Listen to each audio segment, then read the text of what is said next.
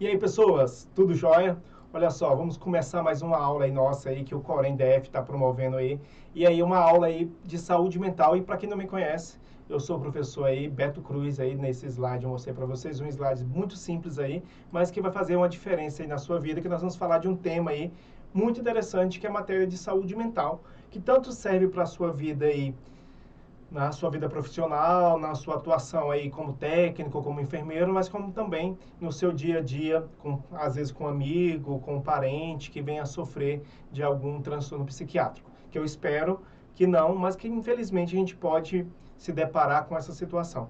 E aí, nosso tema de hoje aí, nós vamos falar um pouquinho aí então sobre quadros psicóticos, que é o nosso tema principal. E aí lembrando também que independente de servir só para isso, esse conteúdo também pode te servir para um concurso público aí, para uma prova de residência, para uma seleção e às vezes até para um treinamento aí, para uma entrada no hospital privado, ok? Então, o meu objetivo aqui com vocês, bem rapidinho, é tentar trazer as principais informações desse conteúdo. Quando eu falo rapidinho, não quer dizer que vai ser de qualidade ruim, pelo contrário, a gente vai tentar aí, então, trazer os principais dados aí sobre esse tema. Então, nosso primeiro tema vai ser esse aí, ó, que está aí na tela para vocês, chamado de quadros psicóticos, né? Quando a gente fala de psicose, é muito importante a gente lembrar e diferenciar o que é um quadro psicótico de um quadro neurótico. Por exemplo, nesse exato momento agora, estou aqui pensando sobre a minha camisa que está amassada. Pensar da minha camisa amassada é um quadro psicótico ou um quadro neurótico? O que diferencia um quadro psicótico de um quadro neurótico? O quadro neurótico, geralmente, ele tem como característica principal um sofrimento intrapsíquico. Isso quer dizer, esse indivíduo vai ter um comportamento, uma repetição de um comportamento ou de pensamento que leva a um sofrimento. Por exemplo, o ciúme patológico, o medo de altura, sei lá, a prática de jogos de azar. Então, se você fica sempre pensando naquilo e sofrendo por pensar naquilo, você possivelmente tem um quadro neuróticos, né? Um quadro neurótico. Então, vamos pensar aí. Você está sofrendo aí se está emagrecendo, você está sofrendo porque acha que está engordando. Isso aí é um quadro, possivelmente um quadro neurótico. Já os quadros psicóticos, onde aí é o nosso tema principal da aula de hoje, o quadro psicótico tem como característica principal uma fuga de realidade, onde geralmente esse sujeito ele vai ter um comportamento também inadequado, porém esse comportamento inadequado leva esse sujeito a uma conduta, leva esse sujeito a um comportamento que possivelmente é irreal, que tem ideias irreais, percepções irreais. Então, o quadro neurótico, geralmente o indivíduo tem um sofrimento e ele tem a percepção do seu sofrimento. Em quadros psicóticos, esse indivíduo vai ter um comportamento inadequado e geralmente esse indivíduo não tem noção do seu estado. Então, quando eu tenho noção que minha camisa está amassada, é um quadro, possivelmente um quadro neurótico. No quadro psicótico, aí eu trouxe para vocês alguns tópicos importantes, que são os sintomas, os tipos e o tratamento, que é o nosso assunto da aula de hoje. Quais são os sintomas de um quadro psicótico? Quais são os tipos de quadro psicóticos e qual é a forma de tratamento? É o nosso roteiro de aula. Então, pensando em sintomas. Primeiramente, aí, quando a gente fala de quadro psicótico, um quadro psicótico que é o mais grave, que é o mais comum, e também aí o que geralmente cai mais em prova de concurso, de outra seleção, é o quadro chamado aí de esquizofrenia. O que é a esquizofrenia? Então, a esquizofrenia, a palavra esquizo significa partido e frenia significa mente. Então, esquizofrenia significa mente partida, mente rompida. Então, quando a gente está falando de um quadro de esquizofrenia, a gente está falando de um sujeito que possivelmente, em um determinado momento, a mente dele se partiu. E ao partir do momento que essa mente se partiu, apareceram então alguns sintomas, né? Que são esses sintomas aí que nós vamos mencionar. Então, que sintomas são esses do quadro de esquizofrenia? E antes da gente falar desses sintomas, é importante a gente mencionar também quem é geralmente o público, as pessoas mais acometidas. Na esquizofrenia, nós não temos, vamos dizer, um público mais acometido, uma classe social mais acometida. O que a gente tem aí de dados que talvez seja importante para você saber, que a incidência ela tende a ser maior no sexo masculino e uma incidência de sintomas, o início dos sintomas tende a ser infanto-juvenil, tende a ser da adolescência para a idade adulta. Então, geralmente, a manifestação desses sintomas tende a ocorrer, quer dizer, esse rompimento dessa mente tende a ocorrer da adolescência para a idade adulta, que é o mais comum, é o mais corriqueiro. E outra coisa também que é importante lembrar, que esse quadro de esquizofrenia, ele pode ser classificado, essa sintomatologia, em dois grandes grupos, chamado de sintomas positivos, ou também chamado de sintomas de primeira ordem, e os sintomas negativos, que são chamados também de sintomas de segunda ordem, ou até por alguns autores chamado de sintomas facultativos. Quer dizer, para ter um quadro de esquizofrenia, eu preciso ter sintomas chamados de sintomas positivos e sintomas negativos. E essas duas palavras são fundamentais para você saber, porque essas palavras tendem a cair muito numa prova de concurso, numa seleção e às vezes até no registro de um prontuário. O que é o sintoma positivo, então? O sintoma positivo é todo o comportamento que o sujeito tem a mais e anormal. Isso quer dizer o quê? O indivíduo não tinha esquizofrenia. Então vamos imaginar um sujeito de 17 anos que tinha uma vida comum, fazendo a sua rotina. Depois de um determinado momento, ele passou a fazer coisas irreais. E esse fazer coisas irreais passou, né? Coisas inadequadas, coisas anormais, vai ser chamado de sintomas positivos. Então, o delírio, a alucinação, o indivíduo começou a ter hábitos estranhos, sintoma positivo. Daqui a um pouco a gente esclarece mais sobre esses sintomas. E o negativo? O negativo é todo sintoma, toda manifestação de comportamento que ele deixou de fazer com a doença. Por exemplo, esse indivíduo começou, depois de ter essa crise, desse surto, esse indivíduo começou, que é o melhor, deixou de ir à escola, deixou de tomar banho, deixou de manifestar afeto. O deixar de fazer algo vai ser classificado como sintoma negativo da doença. E o positivo, tudo aquilo que é algo a mais e anormal. O principal, como a gente tinha dito anteriormente, são sintomas de primeira ordem, que são sintomas chamados sintomas positivos. E esses sintomas positivos, os dois principais sintomas positivos aí, nós vamos chamar de delírio e alucinação. As alucinações e os delírios são a marca principal de um quadro de esquizofrenia. Então, o que é o delírio, Beto? Beto, me expliquei o que é delírio, porque eu sempre me confundo aí, delírio e alucinação. Eu tenho um grande amigo chamado de Davi, que esse rapaz aí, ele esquece sempre disso aí, agora ele não vai esquecer mais. Presta atenção, Davi. Quando eu tenho delírio, é quando eu tenho uma alteração do conteúdo do pensamento. Quando eu começo a acreditar em algo que é irreal. Por exemplo, eu começo a achar que eu posso ficar invisível. Isso é um delírio. Quando eu começo a achar que tem gente me perseguindo, se for irreal, é um delírio. Então, o delírio está relacionado à alteração do conteúdo de pensamento. Então, pacientes com quadro de esquizofrenia alteram o pensamento, a crítica, ok? Beleza? Que é o delírio. E o outro sintoma que é muito presente também, chamado também de positivo, são as alucinações, que são alterações do senso perceptível. Quer dizer o quê? Alteração dos sentidos. Visão, audição, olfato, tato e paladar. Quando eu tenho alterações desses sentidos, onde o estímulo externo, ele vem de uma maneira e eu interpreto de outra maneira, possivelmente eu estou tendo ou uma ilusão, ou uma pseudo-alucinação, ou uma própria alucinação. O que é alucinação, então? É quando não tem o estímulo e meu organismo, meu sistema nervoso central, ele processa uma informação. Por exemplo, não está tendo a voz e você está ouvindo uma voz. Não está tendo estímulo visual e você está captando esse estímulo visual. Então, as alucinações são alterações dos sentidos. E no quadros psicóticos, principalmente esquizofrenia, a alucinação mais comum são as alucinações auditivas seguidas das visuais. Depois, as de tato, que a gente chama de alterações sinestésicas. Okay? Então, um paciente com esquizofrenia tem alterações no senso perceptivo. E essas alterações vão ser classificadas como sintomas negativos. Agora mesmo, recentemente, caiu numa prova de concurso aí de residência, falando que a esquizofrenia tinha sintomas positivos e negativos. E falava que o positivo era a mais e o negativo a menos. Só que na questão de prova dizia o quê? Que o embotamento afetivo era positivo. E não é. O embotamento afetivo é a dificuldade desse sujeito de expressar afeto.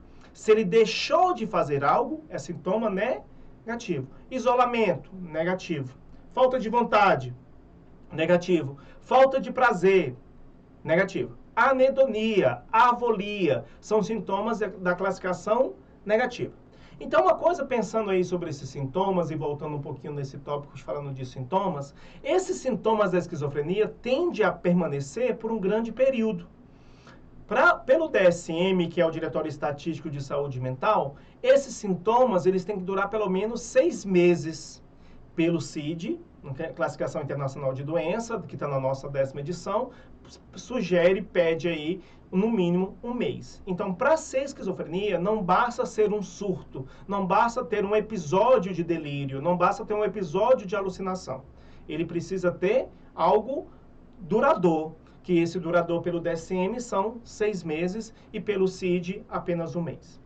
E esses sintomas aí, e é muito importante a gente estar trazendo para vocês, que esses sintomas eles não podem ser decorrente de uso abusivo de substância, ele não pode ser decorrente de outra condição médica, porque se eu tenho um paciente que está tendo alucinações, mas tem um efeito aí medicamentoso, um efeito colateral, né, um efeito adverso de um fármaco, ele está sob o efeito de alguma droga, né, de um psicotrópico, a gente não considera um quadro de esquizofrenia. Para ser considerado esquizofrenia, essas manifestações, né, essas alterações no conteúdo do pensamento, no conteúdo aí da minha percepção, elas têm que acontecer de maneira natural. E aí uma coisa que é muito interessante quando a gente fala aí de esquizofrenia, a gente antigamente, né, porque atualmente nós estamos no DSM aí na 5ª edição, na 4ª edição ainda revisada, de 2013, trazia que a esquizofrenia ela tinha alguns tipos, né, de esquizofrenia. Por exemplo, esquizofrenia paranoide, esquizofrenia hebefrênica, esquizofrenia catatônica, esquizofrenia simples, residual e indiferenciada. Muita coisa, não é? Então, na atual divisão, a esquizofrenia ela não é mais classificada por tipos, apesar que o CID-10 ainda classifica em paranoide, hebefrênica, catatônica, residual, simples, enfim, mas o DSM só considera que o indivíduo tem aí um quadro de esquizofrenia. O que difere agora, né, apesar de não ter essa classificação, e de repente você pode ir para uma prova que tem essa classificação, eu vou passar rapidamente para você como que era antigamente pensado essa subdivisão.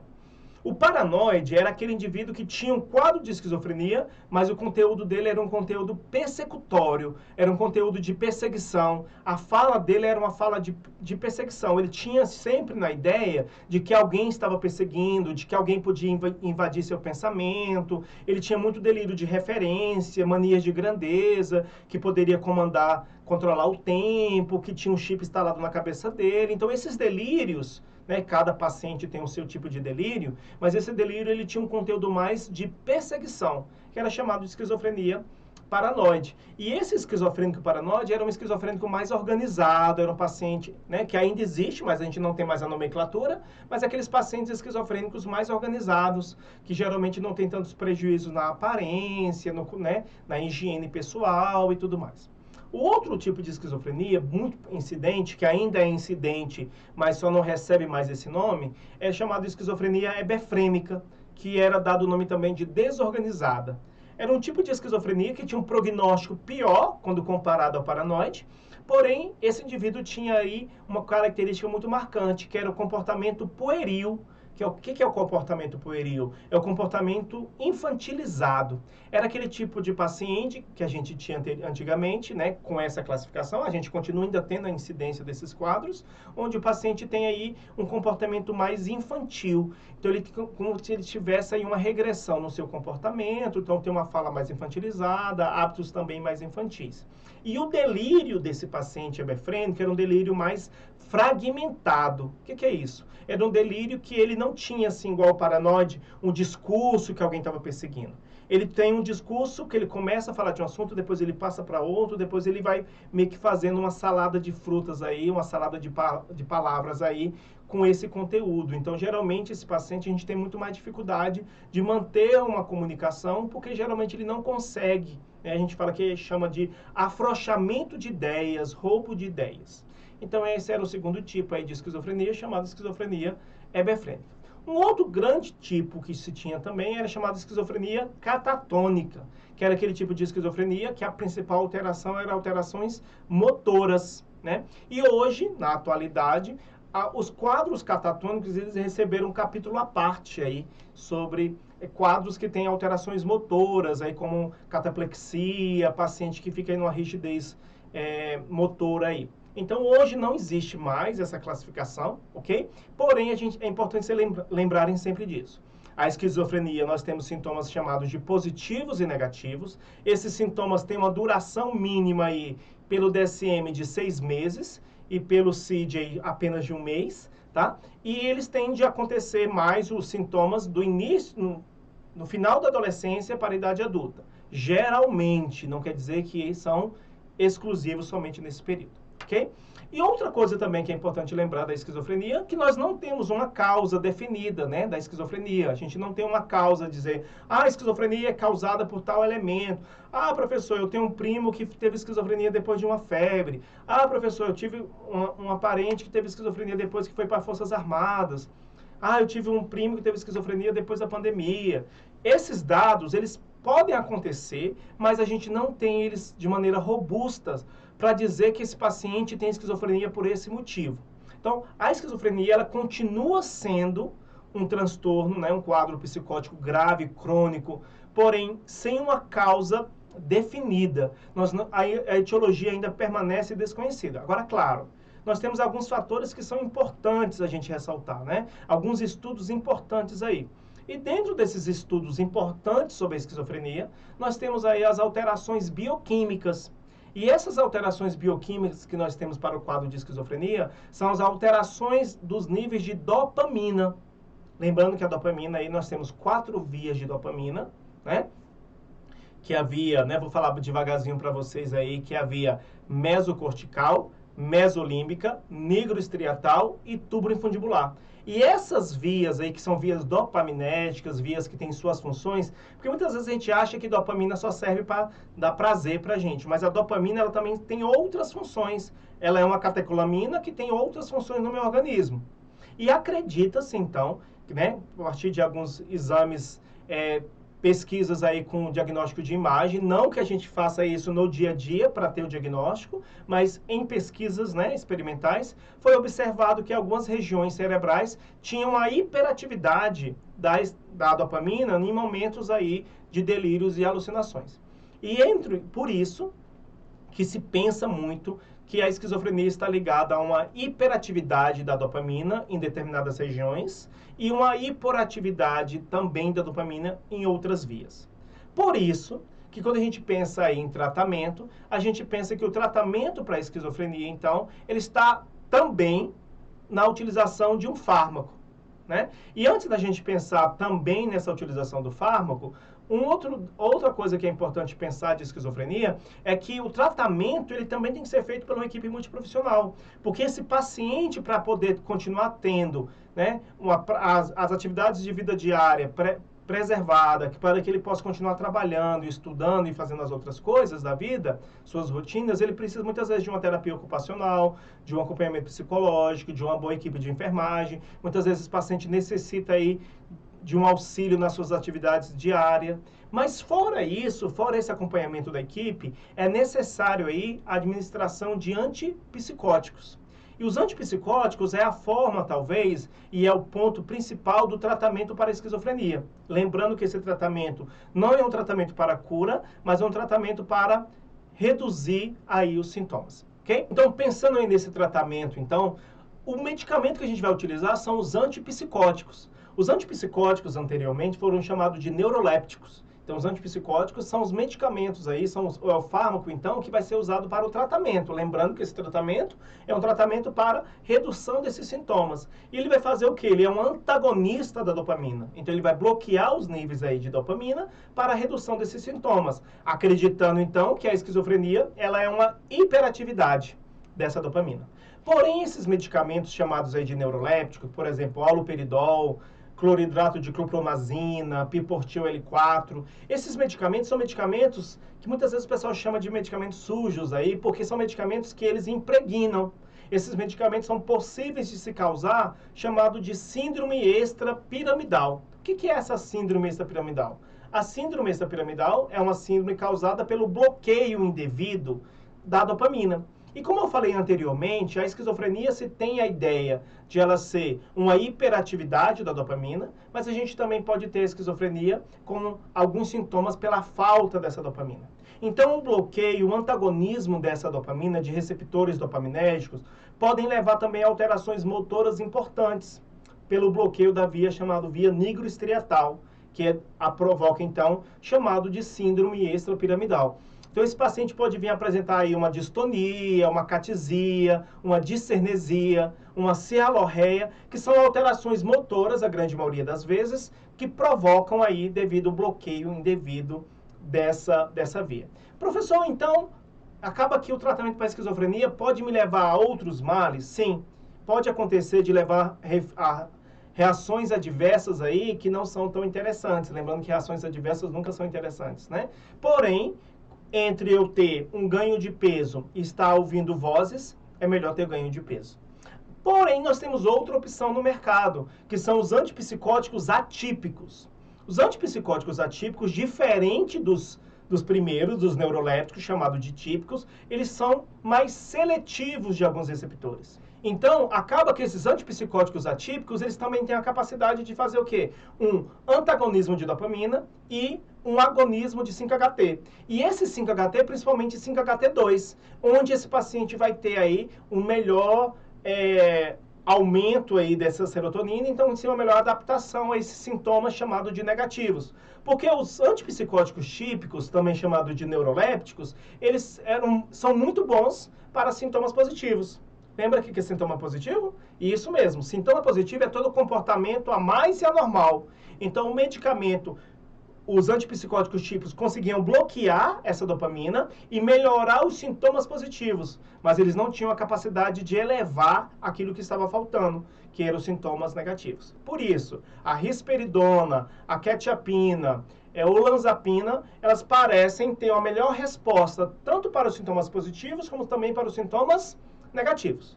Porém, é importante lembrar que elas também podem vir ter efeitos colaterais, como por exemplo, a granulocitose também é uma possibilidade do uso aí da risperidona e de outros antipsicóticos. Então não existe aí uma receita aí perfeita para o tratamento. Por isso, a gente aposta muito no acompanhamento psicoterápico, no acompanhamento da terapia ocupacional, de uma boa atuação da enfermagem, para melhor adequar a redução desses sintomas. Lembrando também que a esquizofrenia, para a gente fechar nesse primeiro nosso bloco, lembrando que a esquizofrenia é uma doença, apesar de não ter uma causa, a gente vê muito aí a possibilidade aí de uma hereditariedade, uma resposta aí muitas vezes genética a esses sintomas, ok? E lembrando também que a esquizofrenia ela tende a acontecer mais da adolescência para a idade adulta, tende a acontecer, mas não é todos os casos. E lembrando também que sua incidência maior ainda permanece entre os homens do que entre as mulheres. Fechado? Então, eu espero que tenha servido e daqui a um pouco a gente volta aí para mais um assunto. E para quem não me conhece, lembrando, eu sou o professor Beto Cruz, e aí se você precisar me perguntar mais coisa, aqui está o meu Instagram aí, Beto P. Cruz, e aí vocês podem aí de repente mandar alguma mensagem, a gente pode tirar mais essas dúvidas, beleza?